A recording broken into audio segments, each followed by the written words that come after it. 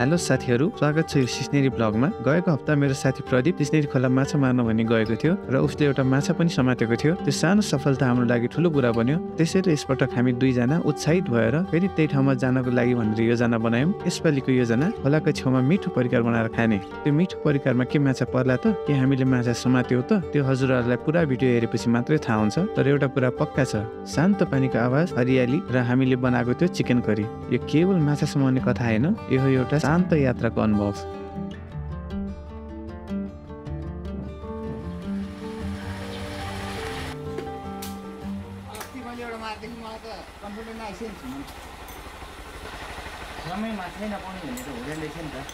त्यो अस्तिको माछा देखेरै मलाई पनि एकदम जोस आएको क्या।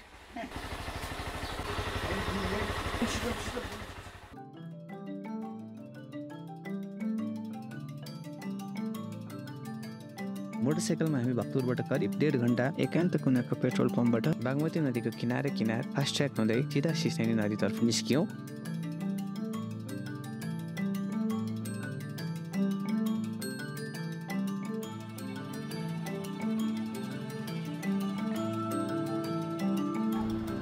ल हेर्नु कतै कतै चाहिँ बाटो यस्तो पनि छ, सबै राम्रै मात्र पनि छैन। यहाँ बाटो मेन्टेनेन्स गरेर चाहिँ जानु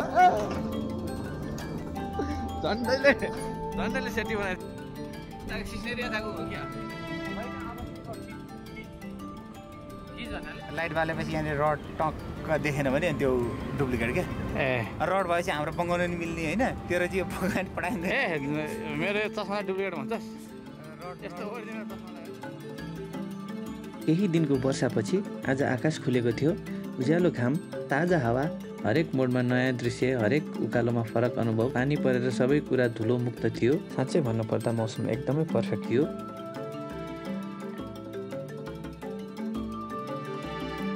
तर बागमती नदी अत्यन्तै फोहोर थियो। पानी कालो, वरिपरि दुर्गन्ध। त्यो भाग हाम्रो यात्राको सबैभन्दा नराम्रो अनुभूति बन्यो।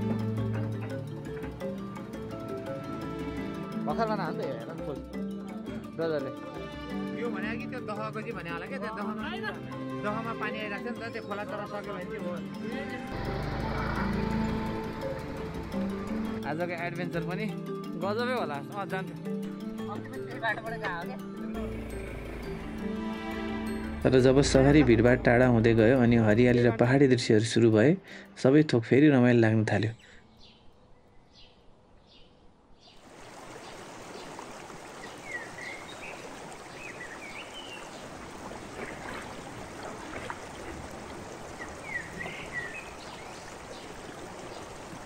यहाँ सिस्नेरी खोलामा आइपुग्यौँ। यो खोलामा चाहिँ नि हामीले धेरै नै पहिला यहाँ माछा मार्ने भनेर प्लान गरिरहेको हो। अनि हामीले धेरै पता एटेम्प पनि हाम्रो फेल भइसक्यो। अब योपालि चाहिँ नि अलिक स्पट पनि राम्रो भेटेको छ। हामीले योपालि चाहिँ माछा पाक्छौँ जस्तो लागिरहेको छ। अलिक पोजिटिभ त हुनु पऱ्यो नि होइन। अब हामी हल्का स्पटिङ गर्दैछौँ अहिले। स्पट भेटाएपछि हामी एकचोटि फेरि अनि फिसिङको के हुन्छ कस्तो हुन्छ एकचोटि तयारी गरेर अनि फेरि माछा मार्नुतिर लाग्छौँ। अहिले एउटा माछै परेन भने चाहिँ हामीले चिकन पनि ल्याएको छौँ। चिकन बनाएर चिकन भात लगाएर पनि खान्छौँ है त आज हाम्रो। यो फास्ट ट्र्याक भन्ने बाटो आएको, यसो खानेकुरा पनि केही पनि थिएन। त्यही भएर पय बनाएर म यसलाई खुवाउँदैछु। अब काम गाह्रो छ नि, कहाँ सजिलो छ र। माछा परेपछि पो मजा आउँछ त होइन। आज माछा पऱ्यो भने चाहिँ तपाईँहरूले देख्नुहुनेछ। लगाइस हामी अब यहाँ पहिला यो चाउचाउ खान्छौँ होइन। बिहानदेखि केही पनि खाएको थिएनौँ। यो चाउचाउ खाएपछि चाहिँ नि अनि हाम्रो अफिसियली सुरु हुन्छ। के भन्नु, पहिला पेट पूजा त गर्नै पऱ्यो। माछा परेपछि खुवाउला नि होइन, के छ र। माछा त पहिला पर्नु पऱ्यो खानलाई। फेरि यसले घर लाने भनेर चाहिँ नखाउने भनेर चाहिँ यो भएर तपाईँहरूलाई अहिले नै भनिदिइराखेँ। माछा परेपछि नि खाने नै हो। अब म आउँदाखेरि पुरा सेट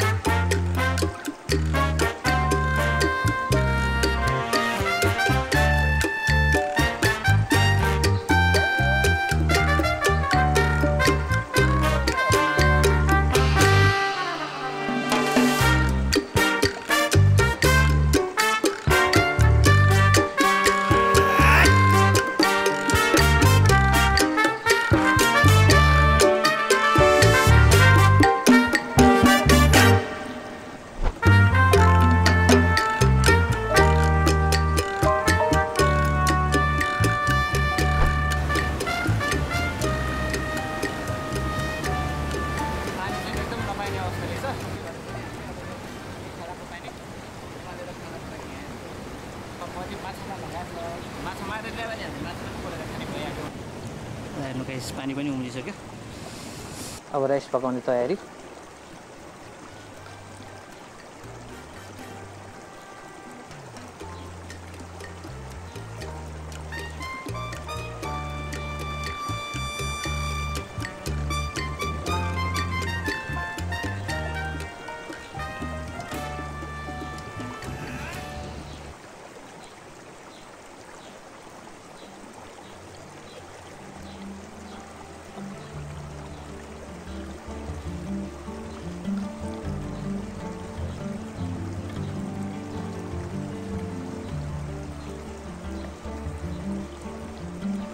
प्रदीप कता गयो माछा मारे कि मारेन खै अब यत्रो कौडीतिर बस्नुपर्ने अवस्था आयो यार आइसबाट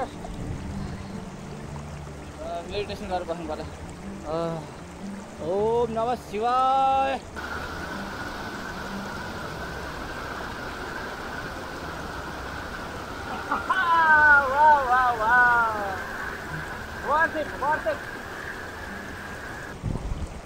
सेटअप लगभग खाना पनि पाकिसक्यो प्रदीप चाहिँ नि गायबै छ लगभग कति 1-1.5 घन्टा गायब भइसक्यो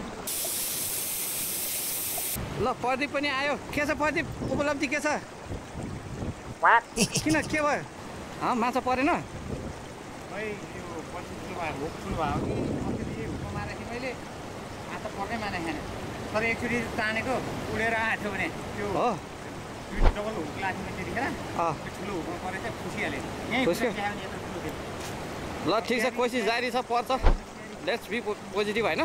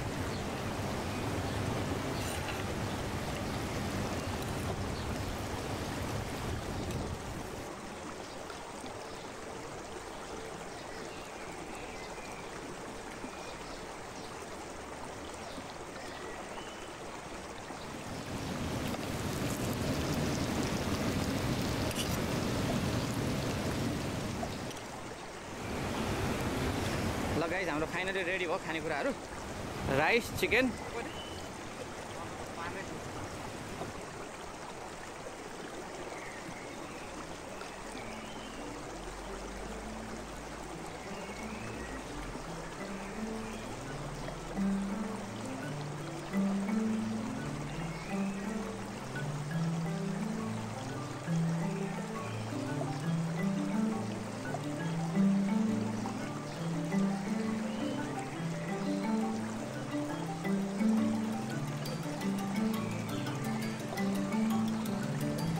पानी पर्यो हामी डिसपोइन्टेड आज माछा परेन अब टु बी कन्टिन्यू गर्नु पर्ला पछि परेर नि फुत्क्यो भने नि एक्चुअली दुईटा परेर फुत्क्यो तर अब बसमा चाहिँ नि पार्न सकिएन इट्स ओके तर रमाइलो गरियो मासु भात बनाएर खाइयो अनि त्यसपछि अब यहाँ पानी पनि पर्न लाग्यो अब छिटो निस्किनु पर्ने बेला छ हाम्रो प्याकिङ स्याकिङ पनि सिध्यो ल गाइज अब हामी निस्किन्छौँ है त